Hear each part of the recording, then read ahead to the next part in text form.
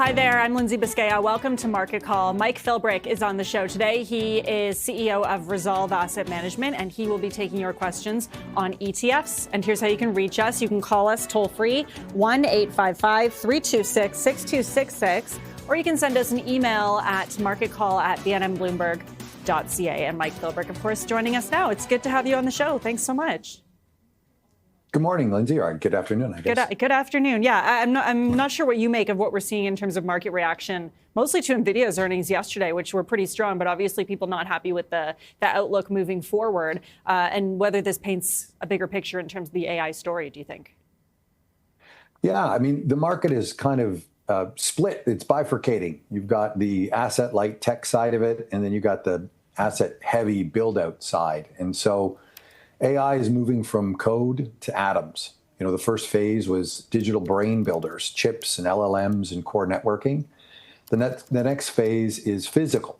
It's the data centers, it's the power, it's the grids, the electrification, and the materials and equipment required to keep this modern complexity running.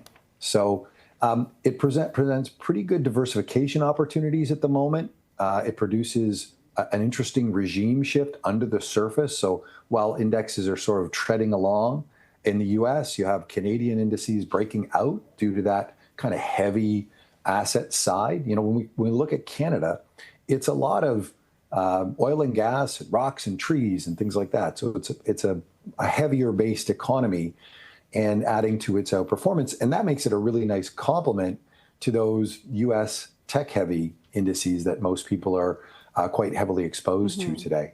So with that in mind, definitely a bifurcation. Yeah, it's interesting to see the kind of developments. With that in mind, what sectors are you kind of looking towards and thinking investors should be looking at right now? Yeah, I think, you know, investors probably should have some tech exposure just generally to cover that off.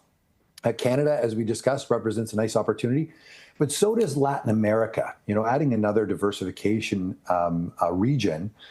In Latin America, due to its commodity exposure, light tech exposure, better valuations, represents an interesting opportunity. And with the potential for the US dollar to continue weakening, a stated objective of the administration, that would give it some extra torque. Now, I wouldn't bet too much on the US dollar weakening a lot more, just because generally most market participants are anticipating that. When you get that kind of saturation, maybe we're due for a little bit more of a counter trend rally.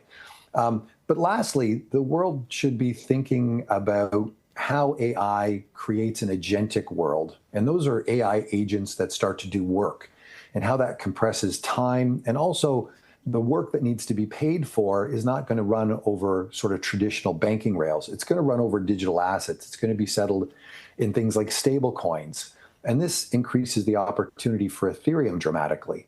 And now, while the price of digital assets has been really difficult over the last 5 or 6 months, what we're seeing underneath the surface on the infrastructure layer, the network continually underpins more and more assets, more real world assets, more stable coin assets. And on-chain settlement is a thing of the future that's coming right now. Last year, there were $33 trillion in stablecoin settlements.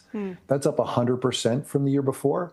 And Paul Atkins, the head of the SEC in the US, has stated that he believes most security transactions will be tokenized as we go through the next 3 years. That's pretty huge for those settlement rails that Ethereum provides vis-a-vis stablecoins, that smart contract world. And you're in a pullback. So maybe start an allocation if you didn't have one. But always remember, in this space, the volatility is high. So position sizing is very important. Okay, we're going to take a quick break right now. We'll be back, though, with Mike Philbrick of Resolve Asset Management, taking your questions on ETFs right after this.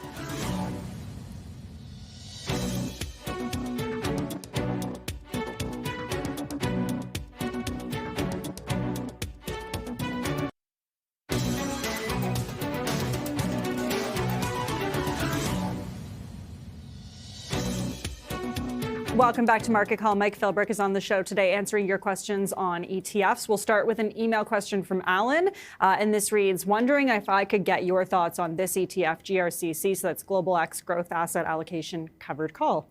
Mike, what do you think? Of course. Now, this is an asset allocation ETF, and it's a bit of an ETF of ETFs. It's got a dynamic covered call writing program on it to generate those option premiums that people like. I think it's important to keep in mind it's an 80% equity, 20% fixed income portfolio. So it's in that sort of growth complex where you've got a bit of fixed income in it. And the option writing program is dynamic. But, again, if we look at this one a little bit more closely, what you want to do with these ETFs that have a covered right is try to find something with the same underlying to see if the covered right is adding value. And if we look at VGRO, VGRO, which is the Vanguard, sort of 80-20 portfolio, and we compare it against GRCC over the last year, you see VGRO being up about 20% and GRCC only being up about 13%. Now, a lot of these covered writing ETFs, they do like to advertise that yield. In this case, I think it's about 8.5% that they're advertising. But you do want to see what the covered right impact is in the portfolio for the underlying portfolio. Because remember, when you're selling calls against a portfolio, you're giving that upside up to create that income. So, why people want it or buy it is they want that income. They want a slightly smoother ride relative to the pure equities. But there is a give up, and the actual covered writing strategy matters. Is it systematic? Is it dynamic? And then how well is it being implemented?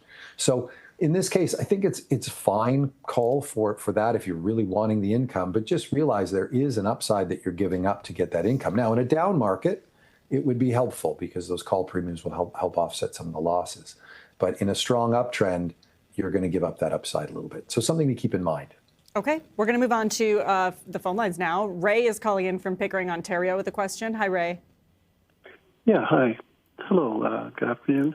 As you've recommended in the past, I'm in a dividend-paying income fund, XEI, and I'm trying to look for something else to also diversify this, my money outside of strictly Canada. So I was wondering if you could recommend something a little bit more global diversified. I was looking at the BMO ZWG.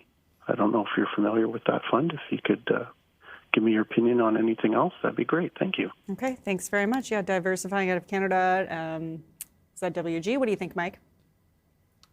Yeah, I think first of all, the headline is yes, definitely diversify globally outside of Canada. We're seeing pretty robust returns from emerging markets and from international developed markets outside of the U.S. So that global piece makes some sense to me.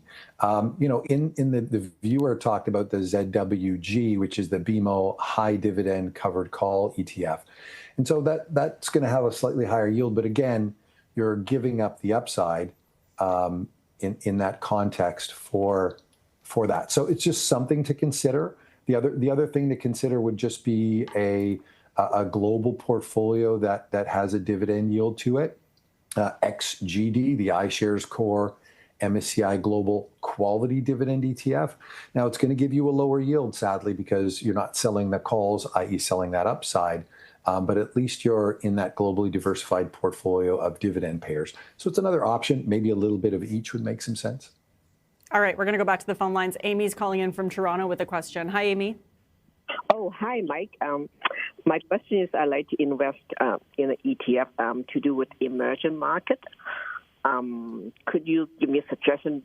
What do you think would be the most recommended one or two, or maybe one? Okay, I'll hang up and listen. Thank you. Okay, thank you. Yeah, it's hard to beat if you just want, sort of emerging market exposure, which, by the way, I like. Most of emerging markets is that asset-heavy side of the equation. And the valuations often, when you look across the emerging market landscape, is quite a bit lower than, let's say, U.S. stocks. So let's start with the granddaddy sort of thing. Vanguard FTSE Emerging Markets All Cap Index ETF. This is VEE on the TSX.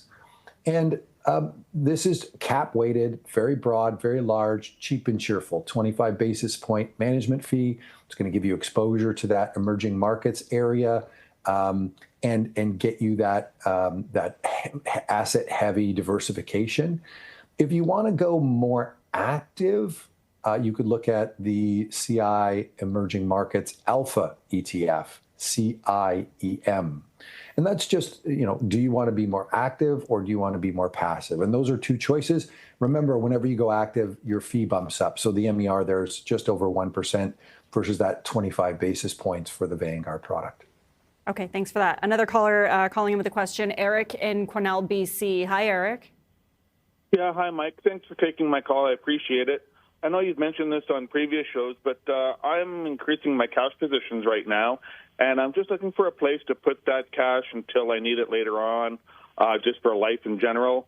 So if you could give me some pointers as to where I can park that cash and still have easy access to it when I need it, and it's giving me a small return. Thank you very much. I'll hang up and listen. Okay, thanks for your question. Mike?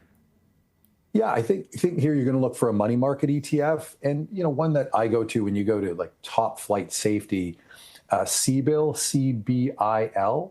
That's the Global X 0 to 3 month T-bill ETF, and so the yield's not tremendous. It's 2.5% or so, but again, that is Canadian T-bills, so Treasury bills from 0 to 3 months.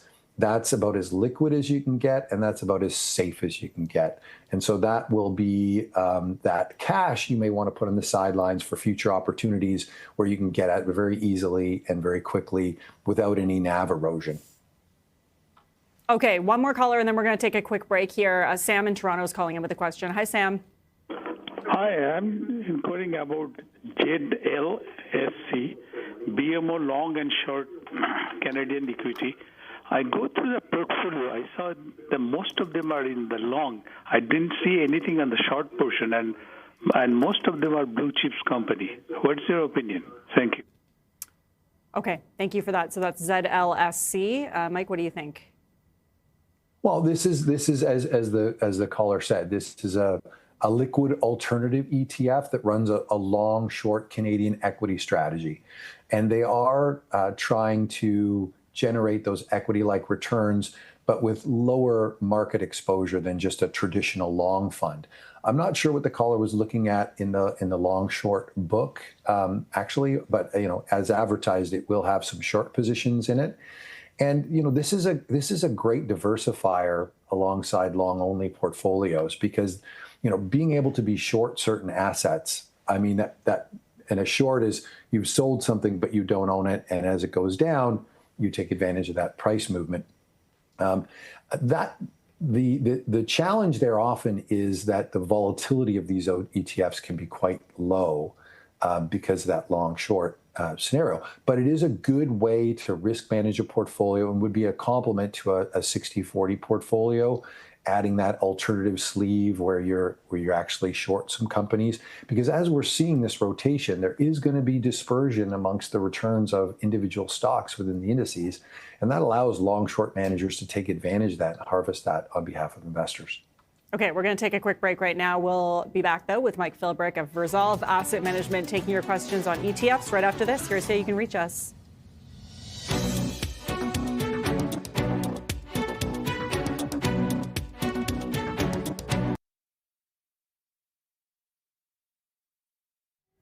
Welcome back to Market Call. Mike Philbrick joining us on the show today, answering your questions. Okay, so Mike, we're going to start with another caller. Sam calling in from Brampton, Ontario with a question. Hi, Sam.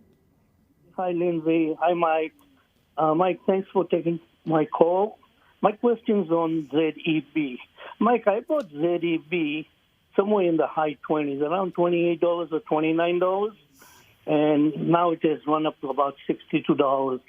What would you do? Like, would you take some profits off the table, or would you let it ride? And if you're going to let it ride, how long do you think you want to hold this thing for?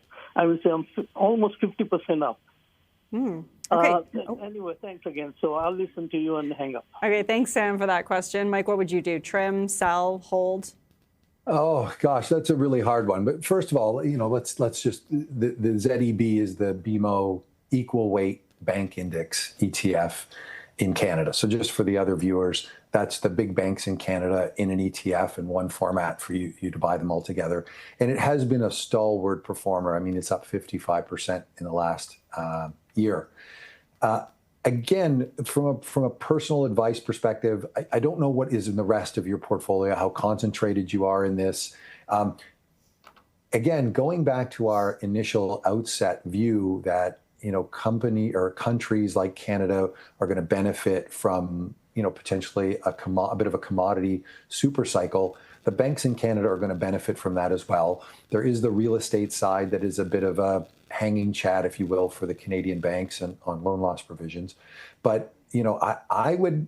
These are big parts of the Canadian indices, and I don't think you're going to find better exposures. And so, not knowing how much is in your portfolio, not sure. I wouldn't be in a rush to sell my Canadian banks, though. So whether they were an index weighting, I'd probably be above average than the index weight to them. So I think you've got time. I think you just stay the course and are patient. But that's not personal advice. That's just sort of looking at it from the perspective of how it sits in the indices and whatnot. Okay, we've got an email question from Claire now, and this email reads, my question is on PLTE. It's quite volatile, but has a nice dividend. Is it sustainable, and could I get your guest's opinion? Okay, so Mike, opinion on PLTE. Yeah, this is really interesting because these are part of the those new ETFs that are on a single stock. So PLTE is the single stock covered call ETF that holds Palantir and writes calls to generate some monthly cash flow on it. And in this particular case, 50% of the portfolio is written, so it can have up to half the portfolio in covered writing, and it also applies some modest leverage, around 25%, to allow the portfolio to have a little bit of more exposure to Palantir and write those options. Now, the thing is, the current yield is advertised as 43%. Please keep in mind that's not the total return. And so, when we look at this and we compare it to Palantir, it pretty much matches the Palantir volatility exactly. So the good thing is if we compare Palantir to PLTE over the last year or so, they both returned about 49%. So you haven't had that degradation of the NAV due to the covered writing. At the same time, what you've had is, kind of 40+% in distributions that you have to pay tax on because they're capital gains. Whereas if you would have just owned Palantir naked without the covered writing, you'd have the same return and you wouldn't have those distributions. And so you have to consider that in the equation. So just be careful with the single stock underwriting on these because they should be thought of in that context. You shouldn't have any more than 5 to 10% of your portfolio in one particular stock in any event. So, investors should avoid focusing on these to try and get to reach for income. The dividend from a sustainability perspective, remember, you're writing calls on a highly volatile asset. It's not really income. You really need to look at the total return. So, when you want the income, though, great. And maybe you kind of split between the stock itself and some of the ETFs that have the single stock covered writing with some leverage. Okay, back to the phone lines now. Hank is calling in from Bath, Ontario with a question. Hi, Hank. Hi, good afternoon, I guess it is. Mike, quick question for you. I have the XSP, which tracks the S&P 500. Is there a ETF that tracks the S&P 493? Okay, thanks for that. Mike? Yeah, great question. So the progenitors of the MAGS ETF, which was the Magnificent Seven ETF, they also just launched recently within the last year or so, XMAG. Now, this doesn't trade in Canada, and I don't know of one that does in Canada, so that's one shortfall. But XMAG is the Defiance Large Cap XMAG 7 ETF. So as you say, it's the 493 stocks. That's not quite right because the S&P isn't actually 500 stocks. It's usually 502 or 503, but that's another topic. Anyway, the XMAG is X those Magnificent Seven or XMAG, and it's got a MER of 35 basis points. So pretty reasonable MER and gives you the access to the other 493 stocks approximately, we'll call it. Okay, we're going to take another quick break right now. When we return, we'll take a look at some of Mike's past picks. Stay with us.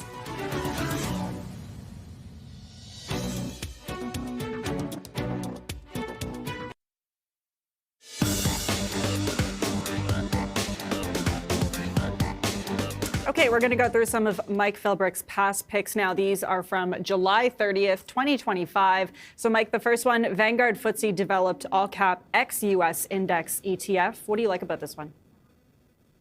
Well, remember, we wanted to, back in July, we were already starting to talk about reducing that US mega cap concentration and participate in the improving leadership overseas.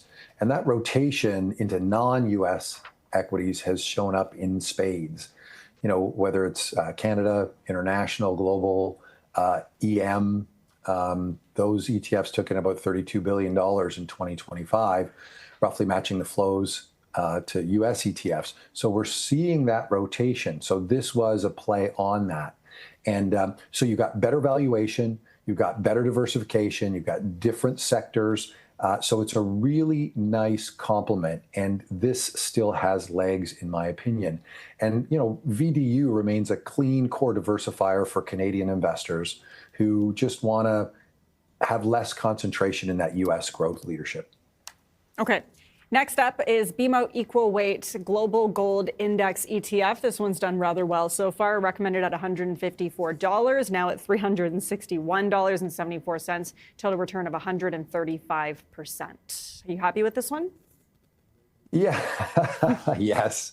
Oh, the next one will make up for that one, though. Okay. So this is the BMO Equal Weight Gold Producers Index ETF. So you're basically not letting those really large gold companies dominate the performance. You're equal weight across some of the smaller companies.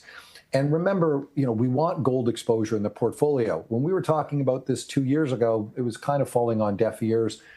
Then we had all of the consternation around the Russian invasion of Ukraine, the confiscation of Russian assets, and then the persistent central bank buying of gold, causing it to go up to $5,000. The nice thing with gold stocks is they have leverage on that. The earnings revisions often lag the initial move in the underlying metal. And so what we're seeing is that extra torque and gearing that comes from exposure to the gold companies. And that structural bid for gold, it's not speculative, it's not going away. World Gold Council 2025 survey found that 95% of central banks expect to continue to buy gold and expand their reserves over the next 12 months. So we want to keep this exposure. It's going to be volatile. We've seen that spike recently and the consolidation. I would expect another period of consolidation. If you don't own any scarce assets like gold in your portfolio, use the consolidation to build positions in gold and gold stocks. Nothing too crazy, but a market cap weighting would probably be somewhere in the 12% range for gold and gold stocks in your portfolio. Okay, yeah, you teased this last one, so we'll get right into it. Fidelity Advantage Bitcoin ETF, so recommended at $53.36. Now it's down to $30.24. So yeah, I mean, are you still holding this one at least? Absolutely. And I think, you know, whilst the price has been weak, and the other thing is actually holding gold and Bitcoin as a pair, holding them together, I think is a nicer way to do things. Like there's an ETF called BTGD that does that. But, you know, you want them together because they sort of scarce assets, but they respond to different functions. Now, what's happening in the Bitcoin pullback, what we're faced with is, hey, this is high volatility. We did talk about that. And right now, the high volatility is causing some liquidity and position-driven, you know, asset run in the short term. But I think all we're seeing on the other side of the equation is continued adoption.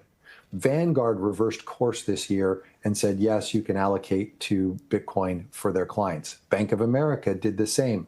BlackRock is recommending 1% to 2% in model portfolios. The Genius Act was passed. The Clarity Act is working its way through Congress, and at the same time, you have the U.S. set up a strategic Bitcoin reserve for the Bitcoin it's confiscated, and you're seeing institutions embrace the regulatory clarity and make allocations, and states like Texas have actually already started to buy and have a strategic Bitcoin reserve. Again, this is about portfolio sizing. Make sure that the position you have is small enough it doesn't scare you out and allows you to rebalance. So if you bought and it went up 50%, you'd be trimming that and putting it in the rest of your portfolio. If you bought and it went down 50%, you'd be looking at that to rebalance back into, using the volatility of this asset class to provide even more robust returns and support and diversification for the portfolio, but keep the allocation small enough that you can stick with it. Crawl, walk, run. Start small, build a position, and away you go. Okay, good way to look at it. We're going to be back in just a moment with Mike Philbrick of Resolve Asset Management, taking more of your questions on ETFs. Stay with us.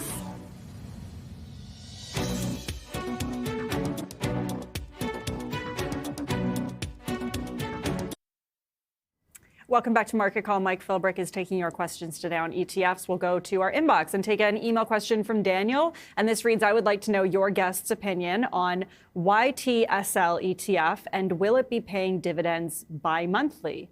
Okay, Mike, what do you think about YTSL? And then you can get to the dividend part. So YTSL is another one of these single stock ETFs where they're covered writing 50%, very much like the PLTE we talked about earlier, and they're using about 25% leverage on Tesla shares. So it's a single stock yield ETF, covered strategy for Tesla shares with that little bit of leverage and writing up to 50%. What I'm seeing is that it's monthly distributions thus far. I haven't seen them move to bi-monthly. If they do, that's fine. I don't think that really makes much of a difference from the standpoint of the portfolio operations.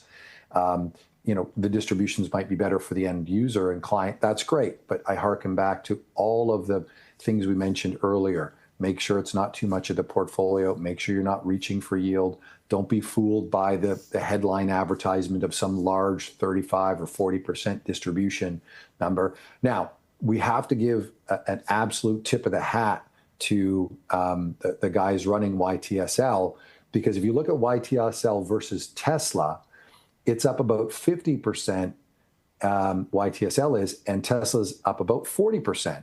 And so you've got actual outperformance from this dynamic call writing strategy. That's really kind of harder to do in a market that's trending upwards. And that might be a function of the sideways action in Tesla. But good job in running the covered right strategy on that. Make sure you don't have too much. And I'm not seeing a bi-monthly dividend yet, but that could be in the works. All right, we're going to go to the phone lines. Kevin is calling in from Manitoba with a question. Hi, Kevin. Hi, thanks for taking my call, Mike. My question is for the Global X Energy ETF, ENCL. I'm looking at it for a long-term hold, and it pays a great dividend of about 15%. What's your thoughts on this ETF for some income investment for, say, 10 years? Okay, thanks for your question. Mike? Yeah, I like this ETF. Again, so it's the enhanced income, so the Global X Enhanced Canadian Oil and Gas Equity Covered Call ETF. And so you've got a little bit of leverage, 1.25 on the leverage, and you're writing calls. The calls are dynamically written as well. And, on this particular, in this particular instance, I like the energy focus that you're bringing to the table for this in the long term. And also, in the oil and gas space, you often don't have that distribution that can come with other types of utilities and banks. And the stocks are more volatile, so they provide that opportunity to harvest some real excess income from a covered writing strategy. We do face the same challenge that we've had in the past, that we've covered in the past, which is, if we look at ENCL versus XEG, the iShares Energy ETF, that one is dominated by a few large performers, so that could be a difference in the underlying holdings. But you've got 44% return for XEG and only a 34% return for ENCL. Now, before the end of the last year, they were tracking very closely. But in January, we had this big run in the oil and gas stocks. And so what the covered calls are doing is they're kind of capping that in ENCL, which is typical. When you get that big run, you're going to give up a little bit of that run. You're going to get some income. Those covered calls do limit the upside.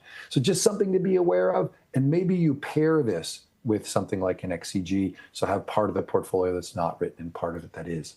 But yeah, I think it's, reasonably good long-term hold for that exposure, if that's what you're looking for. Okay, thanks for that. We're going to move on to another caller now. Phil is calling in from Vernon, BC with a question. Hi, Phil.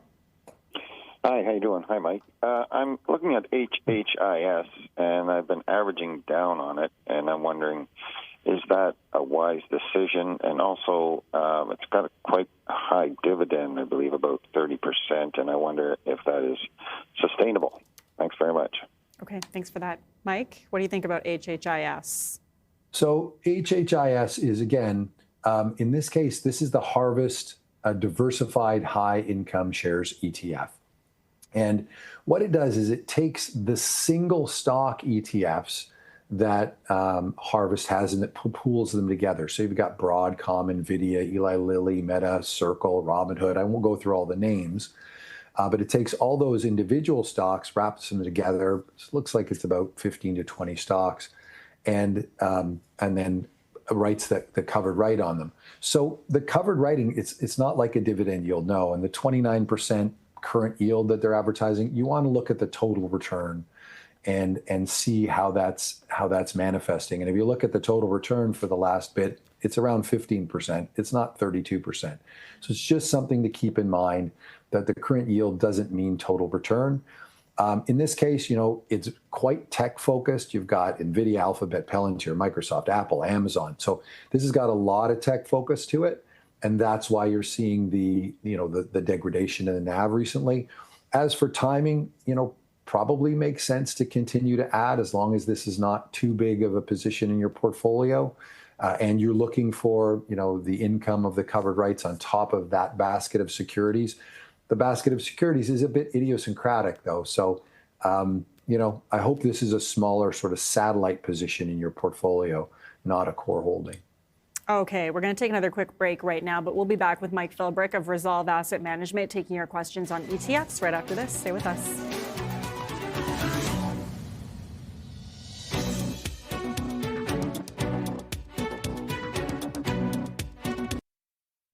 Welcome back to Market Call. I'm Mike Philbrick, of course, joining us today. We're going to go straight to the phone lines now. Charlie in Montreal is calling in with a question. Hi there. What's your question? Hi, thank you for taking my call. I'm calling about VIDY. This is the only ETF I have for global exposure, ex-North America. And I was wondering if I should probably add VEE, the emerging markets, as a complement to VIDY, or am I good with only VIDY in my portfolio? Thanks.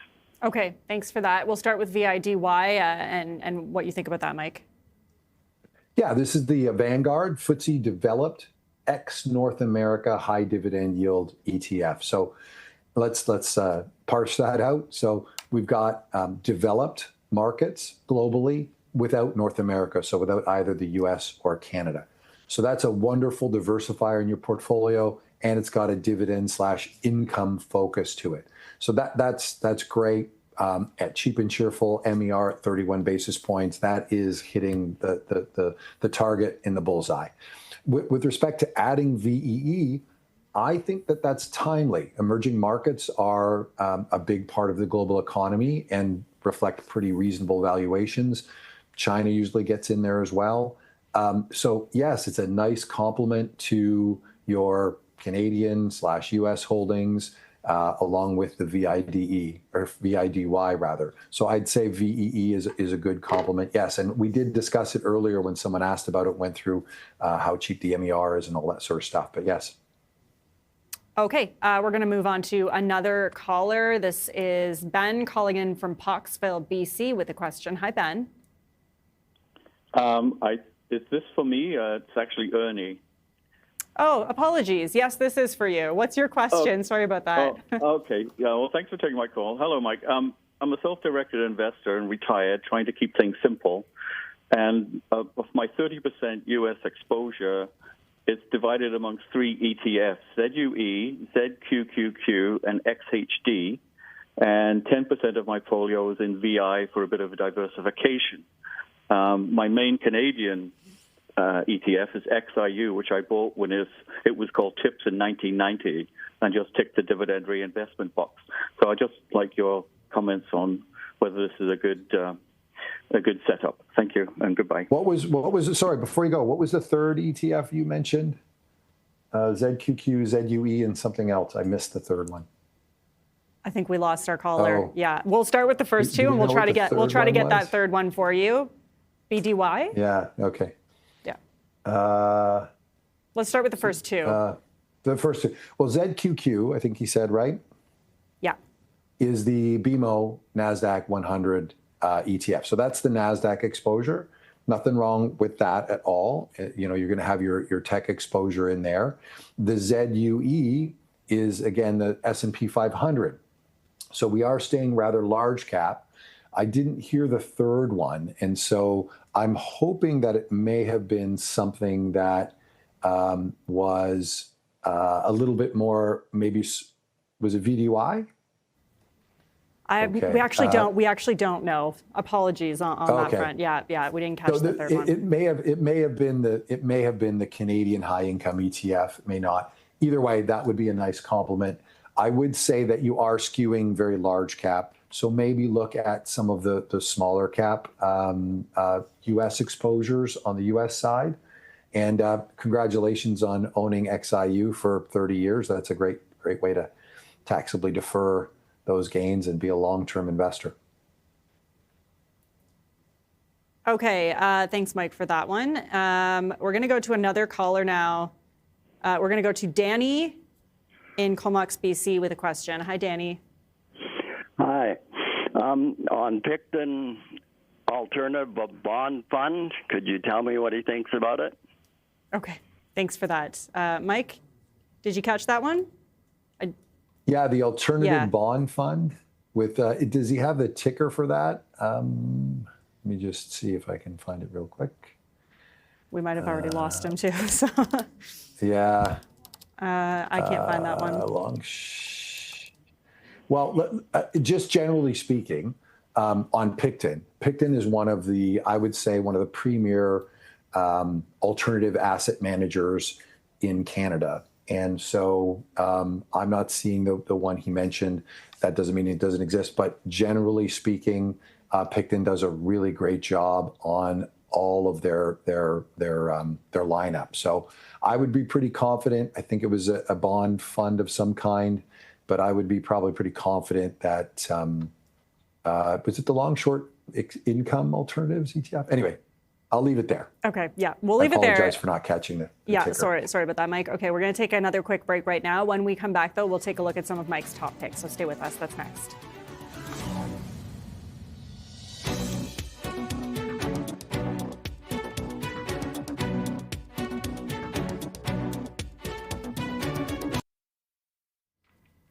Join us tomorrow on Market Call. Brian Madden will be on the show. He is Chief Investment Officer at First Avenue Investment Counsel, and he will be taking your questions on North American equities.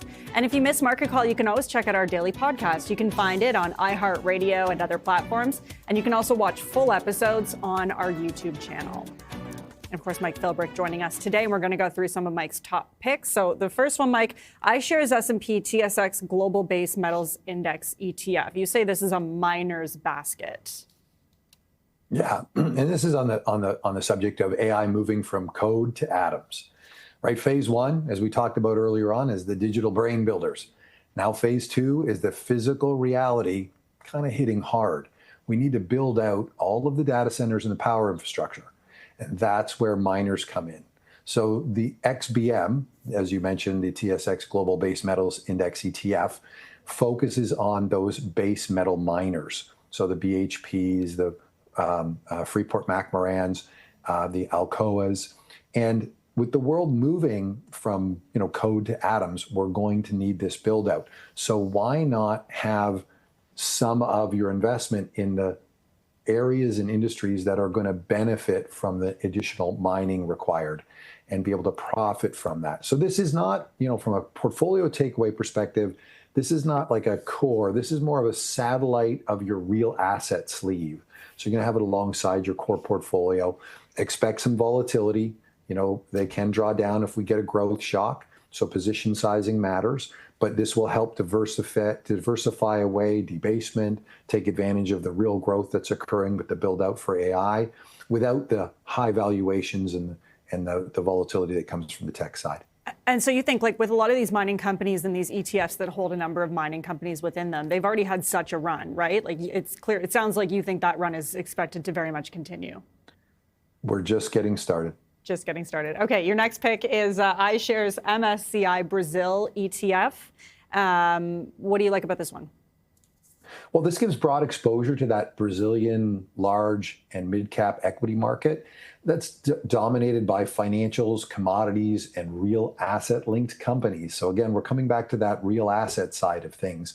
So it's a bit of maybe a higher beta expression because you're getting both the global commodity exposure, just like you do very similar in Canada, plus you get the benefit of that US dollar weakness if it should manifest. And, Brazil also has better valuations than we see in the US. So, Brazil's index composition is naturally geared towards those real assets and some financials that aren't tech related, which can outperform in a reflationary or commodity supported environment. And this helps diversify some more of that US tech concentration for people and diversify your Canadian exposure as well. Okay, and lastly, your top pick for today is iShares Ethereum Trust ETF. What is it that you like about this one? Well, this is going to give you exposure to the Ethereum blockchain. And digital assets continue to institutionalize. Bitcoin's narrative is scarcity, but Ethereum's narrative is the infrastructure layer. It's increasingly tied to stablecoins, the tokenization of real world assets, and on-chain settlements, which you're seeing adoption of by major banks and corporations across North America and the world. So while at the moment this area is suffering from liquidity issues and a bit of a cascade of selling, what we see under the surface is programmable finance and agentic interactions and payment rails. That's the future. It's done cheaper, better, and faster. It's the upgrade we've been waiting 30 years for. Now, remember, this is going to be a highly volatile asset. We talked about this a little bit in past picks. Make sure you discipline yourself, small enough position where you get that upside optionality, but you can rebalance and you can stick to it. That's going to be key. Crawl, walk, run. And this has some serious potential. And the price decline, I think, is an opportunity at this point. And just lastly, because we do have some time left here, like when you look at these three top picks, your advice to investors is really to diversify. And all three of these ETFs are so different, right? So for anyone who missed maybe the top of the show, can you just kind of explain again why you think it's so important for people to really be diversifying now? Right. It really is that bifurcation in the market where you got that asset-light, tech-heavy portion of the market that dominates market capitalization in the U.S. Under that surface, we need to provide those big brains that have been built with the data centers and the power and the integration required to keep them running. That means you're going to just have more demand for resources, natural resources of all kinds, base metals being a big part of that. A lot of base metals come out of Latin America. So Brazil is obviously a nice complement to that. And then further, AI is going to increase the use of digital assets for what's called agentic workers or agent-based workers in AI. They're going to do work, and they're not going to wait for a bank transfer or a wire. They're going to pay each other via stable coins on the Ethereum network. That is growing dramatically. $33 trillion in settlements of stable coins last year, and both the CFTC and the SEC in the US have said, assets across the board financially are going to be tokenized almost in whole in 3 years. That's Paul Atkins. So that's a huge opportunity. Okay, we're going to leave it there. Mike Philbrick, appreciate you joining us today as always. Thanks so much for your time. Thanks, Lindsay. And thank you for watching Market Call. We will see you next time. Roger Peterson is next with Trading Day, so stay with us.